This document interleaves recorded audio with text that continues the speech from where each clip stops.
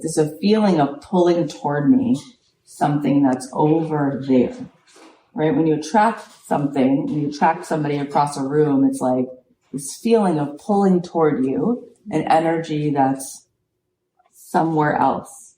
And then there's this magic in taking something over there and pulling it over here. So that's not Kabbalistic, okay? So Kabbalah would say, the word Kabbalah means to receive. Lekabel. If you're in Israel and you're speaking Hebrew and you want to receive something, you use the word Kabbalah, to receive. Lekabel, Kabbalah, use it in different conjugations. That's what the word means. Wow. Think about that. Okay? Think about this 5,000-year-old concept of reception. So what does it say? What is the writing? What is the teaching, right? The teaching is, it's all here already. So if there was a radio sitting next to me in this actual room, this receiver, this radio, we could literally do this exercise. I could go to Best Buy and get a radio. And sitting here right now in this room, I could turn on a station and we could receive, we could listen to a baseball game. We could listen to hip hop. We could listen to salsa music. We could listen to NPR. Could we? Of course we could. What does that mean? That means that that's already here. I just need the right receiver to hear it. Think about that. That's actually how it works.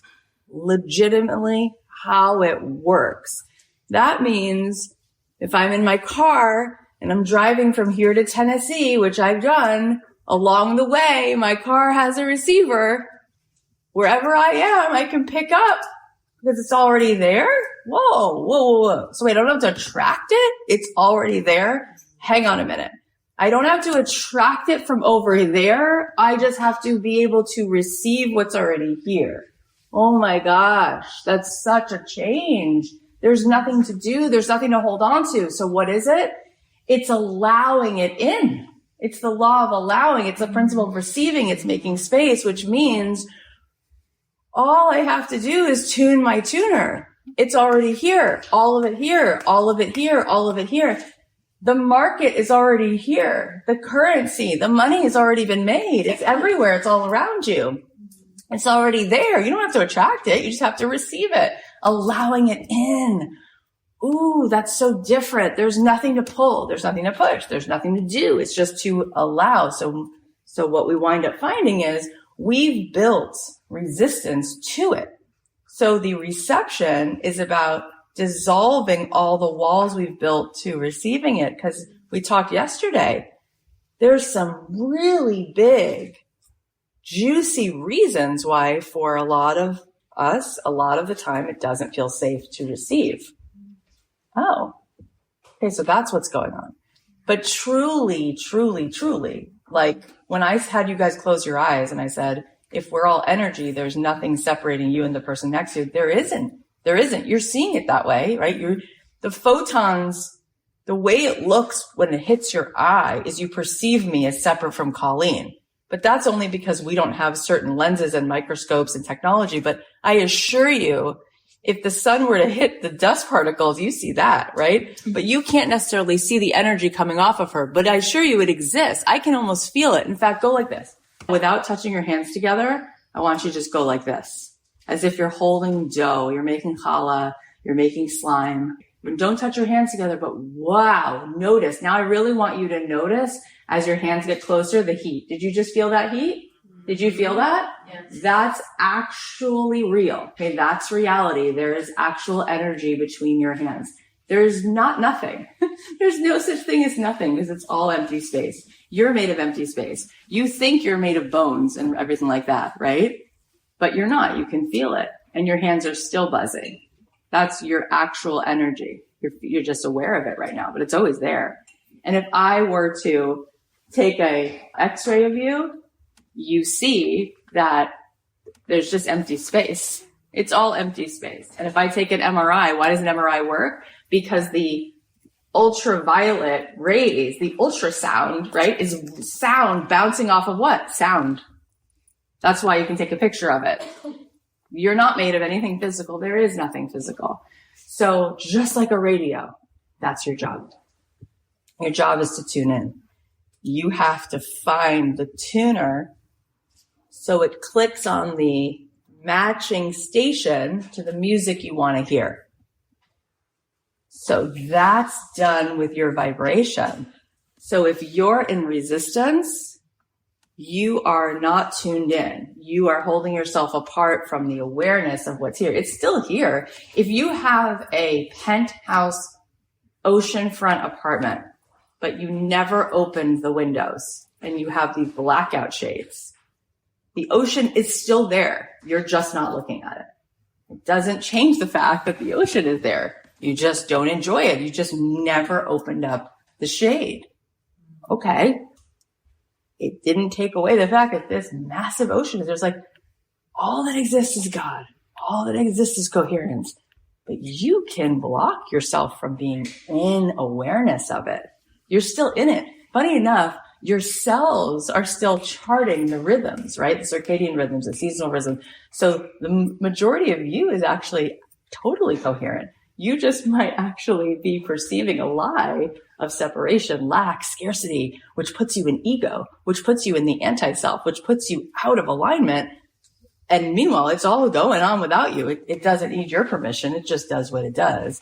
But you can learn how to be a master manifestor by just being a master receiver, by having reception, radical reception. So that means having awareness. Where is your energy? Where is your focus? What is your vibrational match in this moment? Oh, you're in ego. You are literally, it's like iRobot planted a software program where you believe you are this person with this story and you keep repeating the story. So the emotions, your body doesn't know if that's happening in the past. It experiences it the present. So there's no reception. It's just resistance. It's actually amazing how much people have accomplished with that much resistance. It's actually, that's what's amazing. Like, that's like, it's incredible, right? So what we're doing is moving into radical reception. So now how does this tie into making lots of money? It's so obvious how it ties into it. This is why I'm so clean with selling, with enjoying this. Oh, it's so fun, right? Because really, I want everyone to turn on the receiver because it's all right, already there. So when people are in their story of like, I'd love to go into that store, I'd love to buy that sweater, but I can't afford it. I'm like, oh, come under my wing. Let me take you under and let me just show you a different way of looking at the world. Like, you can afford it. You have access to it. It's energy that is literally a mirror for the energy, right? It's all done. We know all of these stories, but I feel like these stories are so great. One of my skills, like I'm a good storyteller. And I feel like when we tell stories, like we go through them, like we're in the movie, we're in the scene. And so I just love this one, which is that Oprah she was trying to be in the world of broadcasting, but she was very much like not a known person, right? And she was being told all the time, no one would hire someone who looks like you. You know, like that's what she had. And she was going into a bookstore one day and she read the book, The Color Purple, and she sat down in the bookstore just to kind of like look at it and read it all cover to cover, like in that one moment, like literally sat down in the bookstore and sat there for 2 hours and read the book weeping. She was like, this is my story. This is my life. Oh my God, this is me. And she had such a deep, radical feeling of reception. And she said, this book will be a movie and I will star in it. And she just was a match. It was like 100%, no resistance. This is it. This is me. I can't believe this is a book. So she bought every copy that was in the bookstore and walking back home, she literally just handed the book to people. She's like, you have to read this book. You have to read the book. Went back the next day, bought every copy that they had. She kept like wiping them out of this book, just buying it, giving it away. And sure enough, it was a year later and she gets a call from her agent and she says, there's a movie they're casting and it was not called The Color Purple. It was called something else. And I would like you to audition for it. And she goes, you sure it's not called The Color Purple? And she's like, no, it's definitely not called The Color Purple. I don't know what that is. And she's like, well, you have to read this book, by the way. Anyway, and she goes into audition and she's handed her sides, like her script. There's like 3 pages she's going to read. And she's looking at the sides. And the first thing that the other character, who she's going to be reading with someone, right? The first thing on the page, it says Harpo, right? Because her husband in the movie, Sophia's husband, her character Sophia, he's Harpo. So she's reading with the casting director. She looks at it, walks in. He's like, are you ready? She's like, yeah. He goes, Harpo, Harpo. And she's like, what? This is insane. That's my name. Like, that's my name spelled backwards. Like, this is crazy. She reads for this part. She just knows, like, this is The Color Purple. I said this was The Color Purple. I knew this was The Color Purple. I know this is my movie. I know this is what's happening. And she walks out of there and she sees all these famous actresses, Angela Bassett and Alfre Woodard, like all these famous people. And then she goes into Resistance and she goes, who am I thinking I am? Like, no one knows me. I'm nobody. Zero. Nothing. She's famous. She's so famous. She's incredible. She's an Academy Award winner. Like, I can't believe I was thinking that I was going to get this part, but I know this is my part. God, I know this is so crazy, but like, I know, but can I know? Like, so she leaves and she's waiting for a call and waiting for a call and she doesn't get a call. So she calls Steven Spielberg's office. And the woman who answers the phone is like, you don't call here.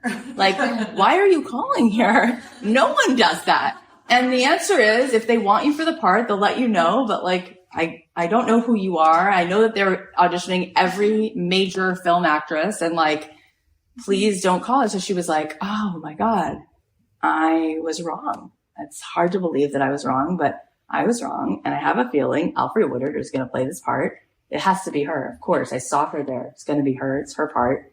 So she leaves and she says to herself, she looks in the mirror and she's like, I'm so fat. Like, this is what it is. I'm so overweight. Like, why would they want such a fat woman? They don't. That's what it is. I'm fat. I sabotage myself because I'm so fat. So she checked herself into one of these like places. Her words, she calls it a fat farm, but I don't know what it actually would be called, like a weight loss place. And checks herself in and she's beating herself up. Like, you idiot. Like, you probably could have gotten this part, but you're so overweight. And so she's there for 3 days. She's running on the track and she just starts crying and she's crying so hard. She literally falls to her knees and she says to God, okay, you're going to have to help me. I can't let this go. I can't accept that I'm not going to have this come to life. And so I need you to change my heart. I need you to help me bless Alfre Woodard. Like, I have to come to the other side of this. I will never function. I will never move on. Take it away from me. Bless her. And so she said she stood up on the track there and moved off to the side. And she pictured herself walking over to Alfre Woodard at some point in the future and congratulating her on winning an Oscar for this part in The Color Purple. And blessed her and said, thank you for playing this part. Of course it should be you. You're the most wonderful, dynamic actress. And thank you for telling my story. And she got all the way to the other side. And she finally felt peace from, it had been like 6 weeks since the audition. She was like, oh, I'm good. I'm okay. And at that moment, this woman runs out to the track and she's like, Oprah, are you Oprah? She's like, yeah. She's like, there's a phone call for you. So she runs inside. And it's Steven Spielberg. He goes, hi, this is Steven Spielberg. And she's like, oh, hello. And he's like, where are you? And she's like, oh, I'm and he goes, please don't tell me that you lost 1 pound. And she's like, no. And she hadn't lost some weight. She's like, absolutely not. And he goes, if you lose an ounce of weight, it's going to be major problems. Get your butt to Los Angeles tonight. I'll see you in 6 hours. And she's like, okay. She said she ran to Dairy Queen. She had 3 milkshakes, 2 ice cream cones, running to the plane, packs up everything, quickly, gets to LA, walks into his office. She sits down And she's like all flushed, and he leans in and he goes, "It was always you." And he said to her, "You're actually the first person we cast. Like, it's always been you. Mm-hmm. And from casting you, we casted everybody else." And she just burst into tears. She's like, "I've never done a movie, but this is my movie. This is me. This is my life. This is my everything." And he's like, "I know. And thank you because you're going to make this movie." And so they shoot this movie. The movie is a huge success. There's all these Oscar winners. It's amazing. It changes lives. And she gets a call. "We'd like you to have your own television show." So she says that was what she thought that would be the greatest dream in the world, is to play this part and tell this story, because that is literally her childhood trauma come to light. And it's so beautiful.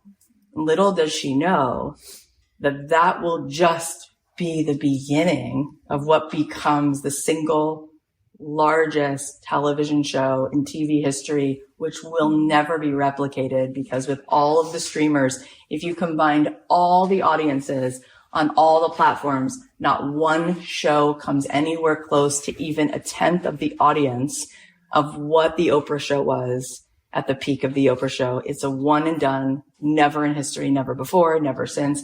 And that started with reception. That started with sitting in a bookstore, not knowing the how, not worrying about the how, just totally tuning in like, oh, this is me. This will be a movie. I will be in it. I will be in this movie. I will play this part. And didn't need to know that the real mic drop will be after this movie. Like, no, you will lead this nation. You will bring everybody here, right?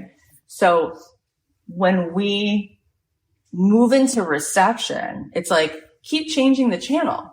Like, maybe you're playing a channel where it's like, it feels a little good, but not super good, right? Or like you have a little idea, but part of you is not totally and utterly over the moon. Like, no, change the channel. Like, move the channel until you're like, that would be the single most incredible, like the end of the Disney parade with all the fireworks and all the music and all the lights. Like, that's what that would be. Keep changing the channel. Like, why would you stop on 97.3? Like, all right, they're playing Duran Duran. You like it. It's like, no, keep moving. It's like, move to the song when it's like, that's me. That's my song. That's my most highest vibration possible, right? And from that place, oh my gosh, you're going to get totally surprised and delighted, right? You're going to be completely floored by what is actually going to come through that is even greater, because that's what you really want. What you really want, that's your highest vibration, is a mystical, unpredictable adventure of your life. That's really what you want. So don't stop until you get there, right? So begin your day with that. And because that's true, because I believe it with everything I know about reality itself, of course I love to bring anybody, right? We're all marketers. We're all influencers. We're all salesmen. Whether you have a child or you have a best friend, you know how to sell them on ideas. You know how to market to them. You know how to influence them. We are all that way, right? And why? When you know reality works this way, how could you not want to market and sell and influence people to that level? Because everything is that. That's all people want. They want access back to their own receiver. They want to come back home to their own deeper sense of resonance and alignment, because from that place, all things crack open. All things are possible. We just know that that's true. That's how it is with all of the people I've interviewed, with my story, with your story, with any of the main crescendo points. It's this, right? This is what does the heavy lifting. It's not the lamp.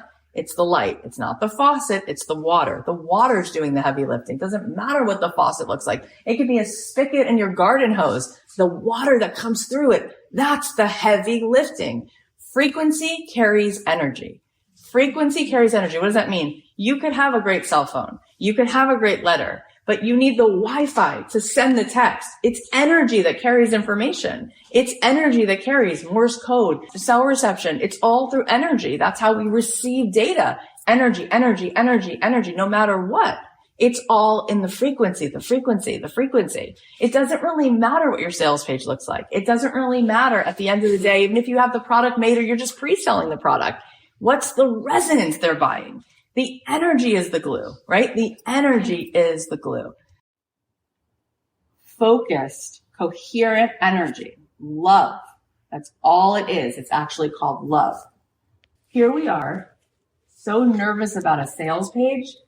We're wondering what the strategy or hashtag or marketing is going to be. And your energy, your coherent, resonant energy can actually change the blood plasma inside of something outside of you. That's how powerful love is. I watched a documentary with Dr. Bruce Lipton a few months ago. I was with him and he showed me footage of they were in Japan, shooting a documentary, and completely separate from what they were shooting, the cameraman got this bacterial infection in his eye. It was getting worse and worse and worse. He didn't know what was in his eye. They went to all these doctors. They could not figure out. They're like, I think you're losing your eye. Like, you're going to lose your eyesight. It was so awful. And here they are shooting something having nothing to do with this. So they find this man who's a healer. He's a medicine man. He's literally like just a shaman. And I'm watching this footage. He's like, you have to see this. And I'm watching footage. They go into this man's clinic. He has like a very dinky little office, but of course he's like renowned and like all the people in the village knew of him. And he was even smoking a cigarette, this man. So you're like, okay, he's not trying. He's not going to prove. He's just himself, right? He's like an older man and he's like, probably looks like late 70s, early 80s. Beautiful though. Like literally smoking tobacco. They walk in, show him this man, this cameraman. He's like, my eye, it's all swollen, this and that. This guy stands in this room, moves his hands over this man, moves energy through his hand, holds his hand over this man's eye, concentrates this energy, this like a laser. I'm like watching this, like with my own eyes. I can't believe what I'm watching. And the man on the table, he like starts shaking. He starts convulsing just from like this energy field, like being held over his eye. He sits up, his eye, all the swelling goes away in his eye, just like that. Just a whoosh. It was like, just like when you like pop a blister, like all the swelling gone. He sits up, he's like crying. He's like, what did you just do? Oh my God. Like I can totally see. Oh my God. That's so crazy. They like rub some ointment on his eye. He's fine. He gets up. His eye, like within a matter of like minutes, like he's fine. So then the doctor's like, what was that? What did you just do? He's like, I'll show it to you in a much more simple way. And he grabs a newspaper and he takes newspaper pages, crumples them together, puts his hand over the newspaper and sets it on fire. I watched that. And then he tried to explain to me like how that happens, because you are a lightning rod. You're just not using it. You have the ability to be a conductor of the energy that creates worlds, that heals people, that moves this world. One person can do that. That's Nelson Mandela. That's Gandhi. That's the Dalai Lama. That's Golda Meir. That's Beyonce. Like one person, but it's not your body. It's the energy inside the body. It's not this 78-year-old medicine man in Japan. It's inside being able to conduct that much light, right? You're a lightning rod. You're a receiver. You're a radio. It's not Pavarotti. It's what's flowing through Pavarotti, right? So when you look back right now at this, what's passed down? Look at what's passed down. And notice how much separation is passed down. And when you're in separation, you've just deluded yourself. You've told yourself you're a body, you're a point, you're space and time, you're concrete, you're in this one space, you have no power. The only thing you can possibly do is protect yourself from everything else that is separate from you. There is nothing there. There is no mystical there. There's no movement there. There's no power there. There's no love there because it's all fear-based. You can't move from that place. You have no wings in that place. So that's what that is, right? Hold on. And that's where greed comes from. Because if I'm worried that all these people could take this from me, because I'm separate from all these other ways, I have to hold really tight to what I have. So it's the opposite. The word currency, which is money, comes from the word current. It's like blood in the body. It's never yours. It's just something that moves through you. It's never yours. You are not separate. So there's nothing you have. Even if a person amasses through their vessel billions of dollars in their life, when they move into the fifth dimension, they leave it all in this place. Even when they're in this 3D plane, all of that money is being used constantly to fund student loans and make hospitals come to life and fund research projects. They were just a vehicle. They were just a conductor. You are a current. You are not a separate I. That's a small I. That's not you. That's not you with a capital Y. That's you with a small y. That's why Deepak can be so wealthy. He doesn't notice it. It's not part of him. He's just a lightning rod. It's just moving through, in and out, in and out. It's like blood moving through a heart. It's in and out. You are not separate. It's not about you. Stop making it about you. You're not an ego. You're a soul. That's why you love this conversation. It feels so much like home. It's not about you unless we're talking about who you really are, which is an extension of God Himself, right? It's only one energy. It's only oneness. It's only one field, right? Let's read Einstein more. Let's wake up and have a cup of coffee and just read Einstein. Just read the word. Just read. Just read from the smartest person who's ever walked the earth, who knew anything about time and space and how it was all made up and the illusion of what is and what's actually real, which is one field of energy, one source that cannot be split into two, one field that cannot be created or destroyed. It was always and will be, and that's it. So we are all extension of that. So why would you not want to have unless you're telling me that you're an ego? If it's all about you, got it. If you and me are separate and now it's a race about how much you have and how much I don't, we've got problems. Then you shouldn't have anything. You're right. Because that's a very misaligned view of the world. Oprah, she said, when I have all of this money, I say to God, thank you for letting me be a custodian of this wealth. And it's great responsibility. And my job is to be an ultimate receiver. So I receive. I want to eat beautiful food. I want to eat organic food. I want to co-sign that everyone can spend more because they can receive more. So I wouldn't deprive myself a house in Montecito. And at the same time, I would use all of this wealth and be aware that I'm a custodian and underwrite schools in Africa and help clean water wherever I can because I am a messenger. I am a lightning rod. There is no such thing as Oprah. It's made up. It's a story. When she was, just burst into this consciousness, she's an electricity. She's an energy. They just gave her a name. She's more than her name. She doesn't need a name. It's nameless, right? In fact, the word for God in Hebrew is Hashem. People say Baruch Hashem. What does that mean? Hashem just means the name. Because in the Torah, there's 70 words for God. Some are feminine, some are masculine. It's energy. It is, was, and will be. And our main prayer is Shema Yisrael Hashem Echad. God is just oneness. God is just oneness. God consciousness is unity consciousness. That's all that there is. That's all that there is, right? That's it. One, just one, not two, not 8 billion, just one, just one. So from that standpoint, if you're a lightning rod, why would you want to be a lightning rod that doesn't conduct energy? And how much energy would you desire to conduct to be a lightning rod? You'd want to conduct as much energy as possible, right?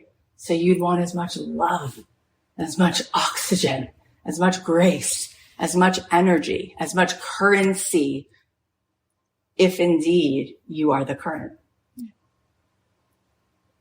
You don't even have to look at your bank account. You don't have to budget. You don't have to worry. It's in and out. Barbara Corcoran, who's a billionaire, said to me, I don't look. I don't notice. All I know is every time before the money hits the bank account, I've already spent it. I already know where it's headed. Hire somebody else, build another building, create 15 more jobs, spend it on this, spend it on that. That's what builds the economy. That's what builds wealth for other people. Keep putting it back in the world, right? And so that means that as soon as you plant a cherry tree in your yard, you just created more cherries for everybody else in the block. So this is a deep, deep, deep, deep paradigm shift. So this is why I asked you to also jot down whatever love meant as you sort of look at it, because how we do one thing is how we do everything. And so if we have a way in which we hold ourselves apart from receiving money, chances are what's right behind that is a way in which we deny our self-love. And they typically will go together, and it's because there is a feeling that love is hard earned. It costs too much, right? It's that line in Wicked where Elphaba says, well, if that's love, that comes at way too high a cost. And what people wind up doing is they make God like their parent. And so whatever negative quality, right, we sort of felt, we project that onto this universe. This universe is net positive. It's not even net neutral. The deck is so stacked in our favor, it's unbelievable. And I said that before, where if you cut yourself, within an instant, your body moves into repair. It's not net neutral. It's net positive. The second you tune in energetically, you've had this experience. You're like, the synchronicity was crazy. Like I was feeling in the flow, and then this happened, this happened, this happened. It's like, right. That's how quickly, how lucky, how beautiful that this is the way the matrix works, that by tapping in and by being aligned and by setting down the blocks, we find coherence with that which is of the ultimate power and frequency, and we move into resonance and things start to unfold. I mean, Amy Purdy's life is an example of that, obviously. My life is an example of that. So many elements of your own life are an example of that level of magic. It's incredible. But if we think that money will cost us an arm and a leg, first of all, it's going to be very hard, right? Even that which we have of it, like we'll feel exhausted on some level because we'll have a default that it needs to feel hard. So we'll be addicted to the hard. We'll keep creating it. Like I can have the money as long as I create a certain amount where I'm just drained. I have this default feeling that feels familiar. So I will set it up to where I will allow for more units of energy called money to come in as long as I'm giving. For every unit of energy that comes in through me called money, I have to give exponential amounts so that I never really feel anything other than what's familiar. The arm and the leg, the cost, it's exhausting, right? But that's not really love, right? That's not really energy. That's really still ego. That's really not being in grace, like true humility then, right? If humility is the opposite of ego, then it would be full receivership. It would not be about fear. It would not be about protection. It would not be about ego. It would just be a grace, a fully coherent signal, a fully in-service lightning rod, right? That's where the ego goes away. Just beauty. And really that's, I think when you look at images like people in the royal family, like you look at Kate Middleton, right? There's something about it where, you know, she just we're projecting, but this is kind of the element that you feel is she's not pushing. She's just receiving. And she doesn't have to talk loudly. She can be gentle. There's a feminine power in thank you. Yes, please. Someone opening a door for you. Someone bringing you something made of cashmere and lace and gold. It's like, thank you, right? There's a feminine to the receivership, right? Where there's just grace and you don't have to push and you don't have to muscle and you don't have to prove and you don't have to hold and you don't have to do any of those jumping jacks. It's just setting down the ego. It's so mesmerizing to look at. It's what we all want. We all want that. And we all have it inside of us right now. So that's why we're wanting to just, when you become conscious of what you are unconscious of, it starts to go away. My mindfulness teacher used to say to me, if you went to your home and it was very late at night and the house lights were not on, but this is your house, you've been there a million times, then when you walk through the door, even with no lights on, you would not stub your toe on the banister because you know where it is. But if somebody was staying in your house and you left the key under the mat and there were no lights on, then there's a chance they might step in the dog's dish and bump their toe on the banister. But when you're aware, just the awareness, just being conscious of what's there, you won't bump into it. That's how powerful that's what mindful awareness teaches. Just being aware, just having the consciousness to see what's in the unconscious, done. It no longer has power on you.